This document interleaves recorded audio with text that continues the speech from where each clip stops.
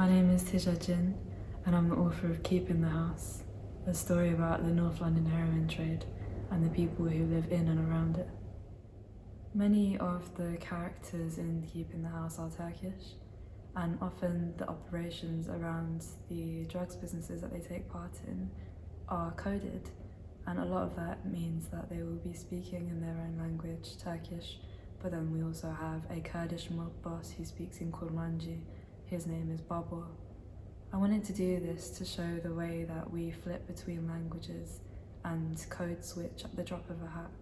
I feel like that is my London, the way that you could be on a bus and overhear 4 different languages and it's no surprise.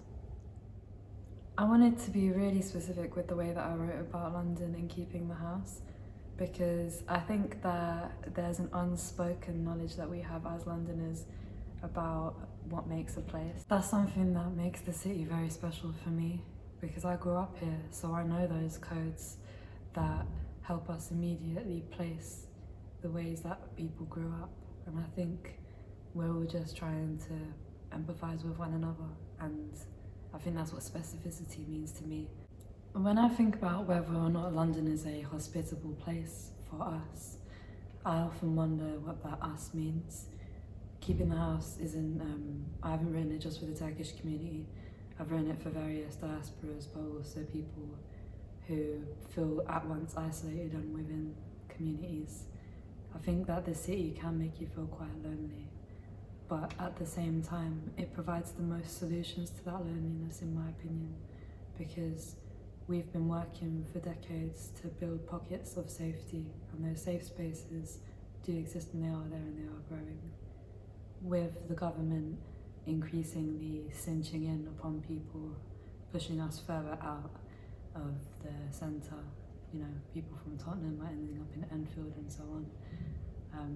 I think I look towards community efforts like the Save Latin Village campaign in Seven Sisters, and how if we can all come together as a community, we can indeed ensure that our environments are hospitable.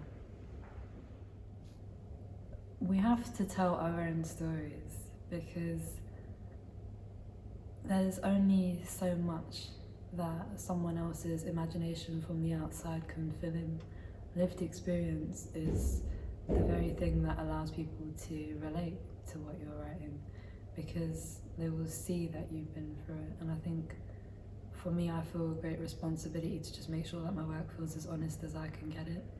Not because I'm measuring it by other people's opinions of what my truth should be, but by the fact that if people feel like I'm being real with myself in my writing, hopefully it can give something to the voice of the work and inspire other people to do the same.